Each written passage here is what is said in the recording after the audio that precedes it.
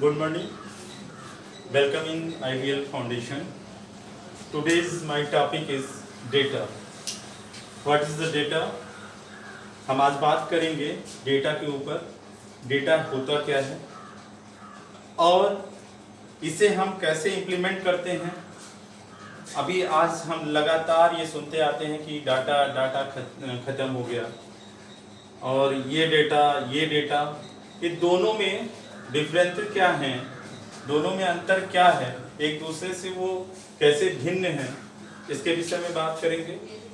और डेटा होता क्या है, डेटा का संग्रहण कैसे करते हैं, डेटा कब और कहां कहां प्रयोग किया जाता है, इसके विषय में हम बात करेंगे.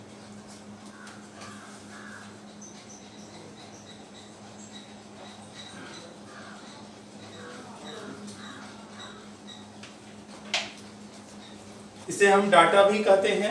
अक्सर देखा जाता है हम लोगों के बीच में कि डाटा शब्द का प्रयोग, चाहे हायर एजुकेशन फील्ड में जाओ आप, चाहे किसी ऑर्गेनाइजेशन में जाओ, चाहे किसी इंस्टीट्यूशन में जाइए, चाहे किसी लिमिटेड कंपनियों में जाइए, वहाँ हर बॉस यही बोलता है कि डेटा होता क्या है. इसके विषय में हम जानते हैं. डेटा हमेशा यहाँ से शुरू होता है, किस तरह से वो काम करता है और एक अपना रूप लेता है डेटा का, उस पे हम चर्चा करेंगे. डेटा यहां पे होता है हमारा इसका कलेक्शन, देन आता है प्रोसेस में,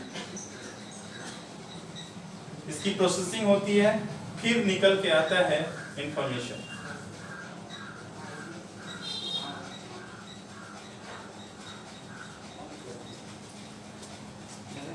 ओके यानी डाटा को हम किस तरह से जानते हैं, कैसे हम जान पाएंगे कि डेटा क्या है. डेटा को हम पहले कलेक्ट करते हैं. कलेक्शन का मीन्स होता है संग्रहण करना. कलेक्शन का मीन्स क्या होता है? संग्रहण करना. इसके बाद वो प्रोसेस में आता है. प्रोसेस में कौन करता है? प्रोसेस में उसको कौन लाता है? User. Every user to collect now every data, then to inform you. वही डेटा आपको एक इंफॉर्मेशन देता है, उसको हम बोलते हैं डेटा. जस्ट लाइक एक एग्जांपल ले लो. किसी ऑर्गेनाइजेशन में LKG से लेके इंटर तक, किसी हायर एजुकेशन में ग्रेजुएशन से लेके MA तक, पोस्ट ग्रेजुएशन तक, वहां पे शिक्षा दी जाती है. लेकिन हर क्लास का खुद अपना डाटा होता है, अलग अलग डाटा होती है. जैसे उसके नेम हो गए, फादर नेम हो गए, मदर नेम हो गए, और उसका डेट ऑफ बर्थ हो गया, उसका एड्रेस हो गया. ओवरऑल कलेक्शन इज जो हमें इंफॉर्मेशन देता हो. ठीक है, जो हमें क्या देता है? इंफॉर्मेशन देता है. उसे हम क्या बोलते हैं? डेटा. इसका किस तरह से ये चलता है, किस तरह का इसका प्रोसेस होता है, कैसे कोई चीज हमें इंफॉर्मेशन देता है, वो चीज आप इस पे देखिए. सबसे पहले हम बात कर रहे हैं डेटा की. डेटा का क्या होता है कि जब हम कुछ जगहों से, भिन्न जगहों से, भिन्न क्लासेस से, भिन्न इंस्टीट्यूशन से हम कोई चीज एकत्रित करते हैं, संग्रहण करते हैं, उसको हम बोलते हैं कलेक्शन करना. ठीक है, जब हम कलेक्शन कर लेते हैं तो वो आता है फिर प्रोसेस में. क्योंकि जब हम कंप्यूटर पे किसी डाटा को डालते हैं, क्योंकि हमारा कंप्यूटर कौन सा लैंग्वेज जानता है? हमारा कंप्यूटर हमेशा 2 नंबर पे चलता है. एक होता है 0 और 1 पे, एक पल्स, दूसरा नो पल्स.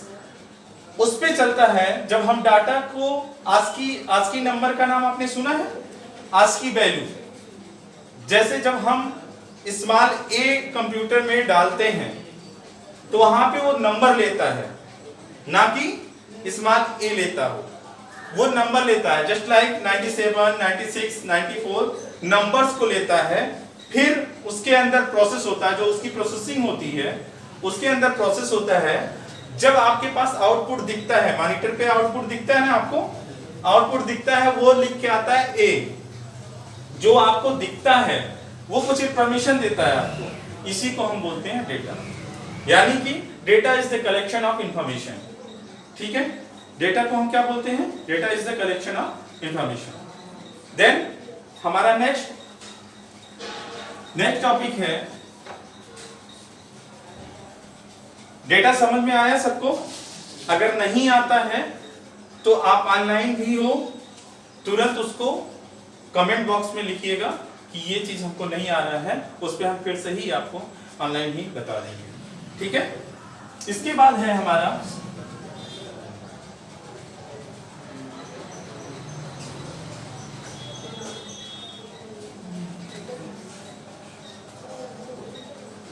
Memory implementation. जैसे हमने अभी कल हम लोग क्या पढ़े थे? मेमोरी पढ़े थे। अब आज हम पढ़ते हैं उसमें मेमोरी इंप्लीमेंटेशन है क्या चीज होता है, कि किस तरह से अक्सर करके देखे होंगे कि उसका मेमोरी का जो पार्ट होता है उसका क्लासिफिकेशन हम कल के ही चैनल पे आपको दे दिए हैं। कल ही पढ़ाया गया था मेमोरी का पूरा काइंड्स क्लासिफिकेशन उसका दिया गया था। मेमोरी इंप्लीमेंटेशन में जैसे कि हमारे पास, मैं आपसे क्वेश्चन करता हूं, हमारे पास पेन ड्राइव है। पेन ड्राइव क्या है? इंटरनल मेमोरी है कि एक्सटर्नल मेमोरी है? इंटरनल मेमोरी है कि एक्सटर्नल मेमोरी है? तो सिंपल सा तरीका अपना लो, जो चीज कंप्यूटर के बाहर से प्रयोग हो। ठीक है, जो चीज कंप्यूटर के बाहर से प्रयोग हो, कंप्यूटर के कैबिनेट में ना लगा हो, उसके पार्ट्स, उसके कंपोनेंट्स जो है कंप्यूटर में ना लगे हों, बाहर से लगाए जाते हों, उसको हम क्या कहते हैं? External memory. इंटरनल मेमोरी खुद ब खुद उसमें रैम और रोम के रूप में लगा होता है। ठीक है, अब टॉपिक जो है हमारा कि जब हम बोले कि रैम और रोम ये हमारे क्या है? इंटरनल या एक्सटर्नल? ये हमारे इंटरनल। और पेन ड्राइव हो गया,